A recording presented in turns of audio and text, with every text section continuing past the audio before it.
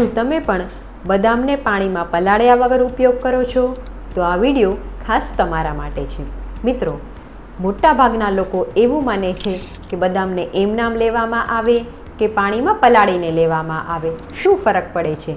પણ ફરક પડે છે મિત્રો. ચાલો આજે આપણે જોઈએ કે બદામને પાણીમાં પલાળીને કેમ લેવી જોઈએ.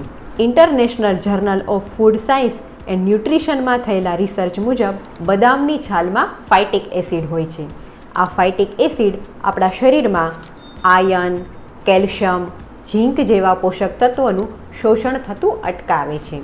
જ્યારે આપણે બદામને પાણીમાં પલાળીએ છીએ ત્યારે આ ફાઇટિક એસિડનું પ્રમાણ ઓછું થઈ જાય છે, જેને કારણે આ બધા જ પોષક તત્વો આપણા શરીરમાં પૂરતા પ્રમાણમાં શોષાઈ જાય છે અને બદામ ખાવાના પૂરતા ફાયદા મળે છે. નંબર 2, બદામને પલાળીને ખાવાથી તે પચવામાં હલકી બને છે. આયુર્વેદ મુજબ બદામની તાસીર ગરમ છે, માટે બદામને પલાળી તેની છાલ ઉતારીને જો લેવામાં આવે તો તે ગરમ પડતી નથી અને 12 મહિના તેનો ઉપયોગ કરી શકીએ છીએ. માટે જો તમે પણ બદામના પૂરા ફાયદા મેળવવા માગતા હોય તો 4 થી 5 બદામને રાત્રે પલાળી સવારે તેની છાલ ઉતારી પછી જ ઉપયોગ કરવો જોઈએ.